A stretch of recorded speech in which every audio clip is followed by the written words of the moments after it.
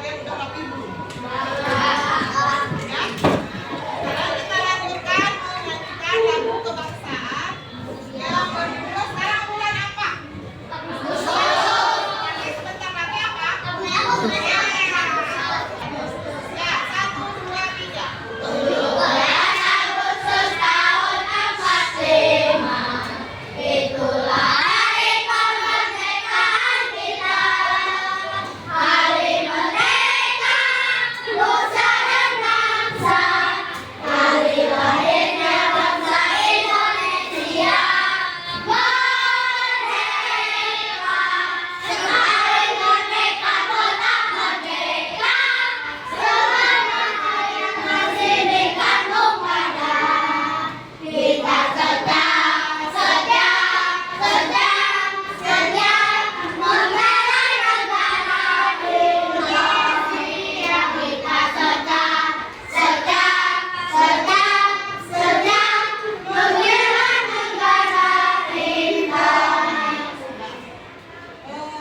Kalau kalian bangun tidur, apa yang biasanya kalian lakukan? Doa. Terus memutuskan tempat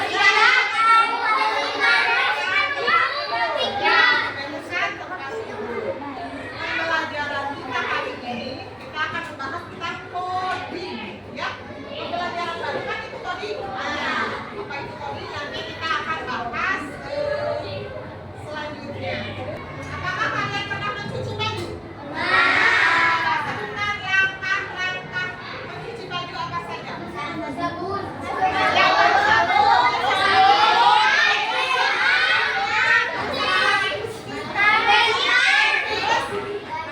Terus setelah itu air. Ya udah air. Ya udah. Yang mempersiapkan sabun, baju, air, terus apa lagi? Air. Terus siram. Terus setelah itu bagaimana? Ini dicuci. Setelah dicuci bagaimana? Dibilas. Setelah dibilas, ya begitu tahapan-tahapan mencuci baju. Ya, sekarang ibu punya apa namanya? Punya video. Kalian nanti menonton videonya terus pahami. Coba tebak apa artinya computational thinking atau berpikir komputasional? Adakah yang memakan jeli dan melihat kata komputasional di sini? Jadi mungkin ada hubungannya dengan komputer ya? Iya, betul sekali. Coba buat kamu yang sudah menebak dengan benar. Berpikir komputasional adalah proses berpikir untuk menyelesaikan masalah dengan efektif dan efisien. Dalam ilmu komputer, proses berpikir ini dilakukan sebelum mulai menulis coding atau pemrograman. Jika sudah direncanakan dengan baik, maka coding yang ditulis akan sesuai dengan kebutuhan dan dapat diselesaikan dengan cepat dan tepat. Tapi ternyata berpikir komputasional juga bisa dilakukan tanpa komputer dan tanpa internet loh. Malah sebenarnya kita pun sudah menerapkannya dalam kehidupan sehari-hari, mulai dari menggosok gigi, mencatat tugasan pelajaran, hingga menyiapkan tas untuk sekolah besok. Wah, kalau kita sudah bisa menerapkannya setiap hari, berarti kita semua sudah mahir belum? Belum tentu. Contoh-contoh tadi kan menerapkan berpikir komputasional pada masalah yang sederhana. Masih banyak nih masalah yang lebih kompleks, seperti misalnya mengatur keuangan bulanan, apa yang harus dilakukan kalau kamu tersesat di tempat baru, hingga memilih jurusan dan karir. Lalu yang lebih penting lagi, ketika kamu dewasa nanti, kamu akan menghadapi era industri 4 dan bahkan 5. Di sini kamu perlu kecakapan untuk memanfaatkan dunia digital, mulai dari mencari dan memilah informasi yang kamu perlukan, hingga menggunakan informasi itu untuk membuat keputusan penting dalam hidupmu.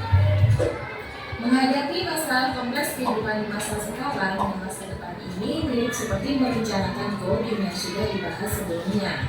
Kuncinya adalah memahami masalah dengan tuntas dan mencari cara menyelesaikan yang efektif dan efisien.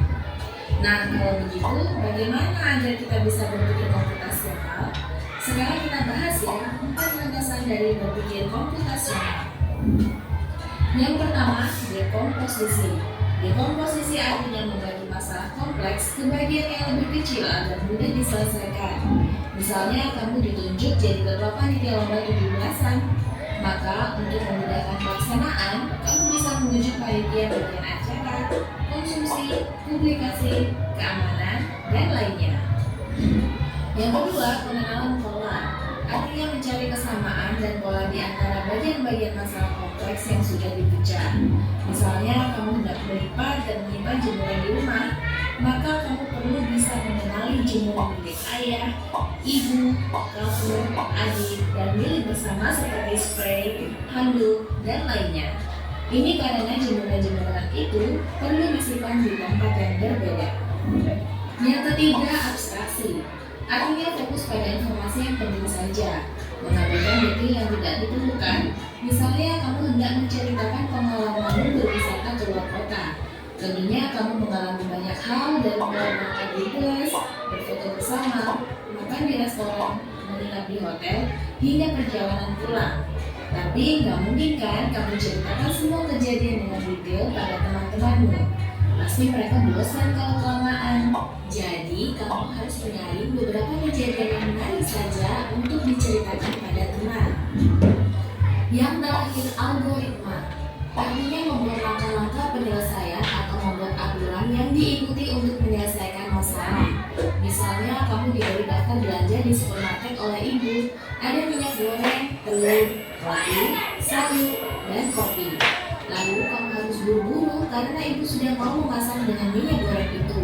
Nah, kalau seperti ini, satu cara yang efisien misalnya mulai dengan mengambil barang yang paling dekat dari pintu masuk hingga terakhir yang paling dekat dengan kasir.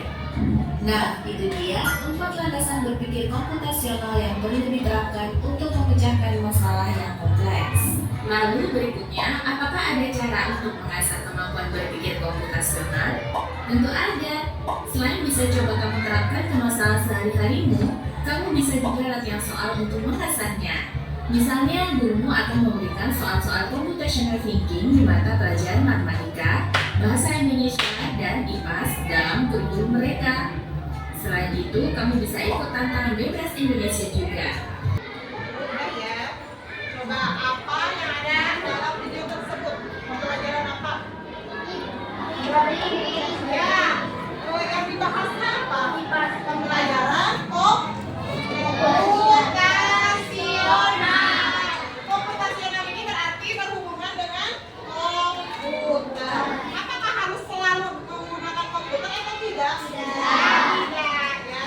Tidak harus selalu menggunakan komputer. Sebenarnya pembelajaran kita juga sudah berhubungan dengan ini ya, yang sering kita bahas juga. Sekarang udah ya, di kelompoknya udah ada seperti ini. Kalian akan dibagikan LKPD, kalian isi LKPD ini per kelompok. Mengisinya, tulis nama kelompoknya di sini, anggotanya siapa. Nanti kalian seperti tadi kan mencuci pakaian. Kalau sekarang kalian ibu tugaskan membuat nasi goreng spesial. Bisa tidak? Nah, apa saja bahannya, terus bagaimana cara-cara pembuatannya. Silakan berdiskusi soal kelompok kalian.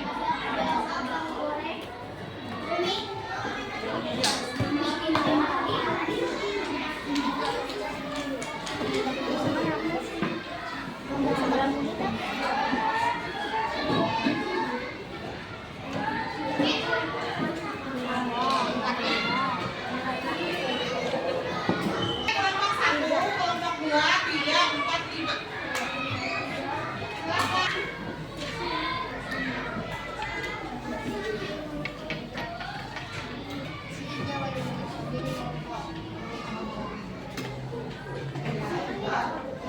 Kelompok 1,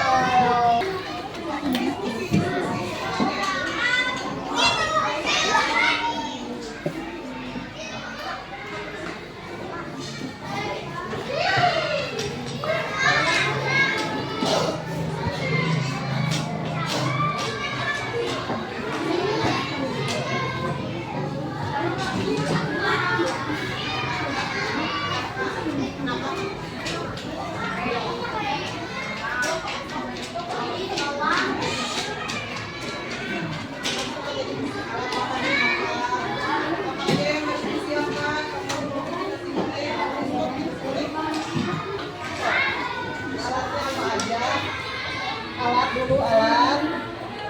Setelah alat di bawahnya bahannya apa aja? Oh.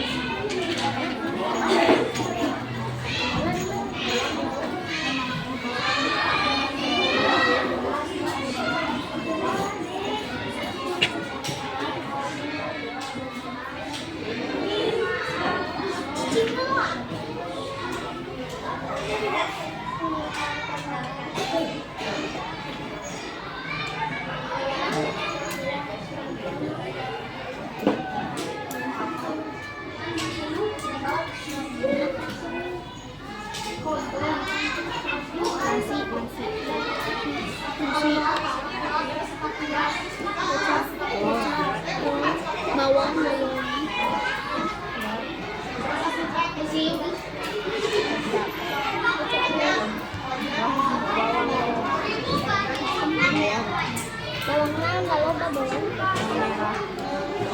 merah, bawang putih, bawang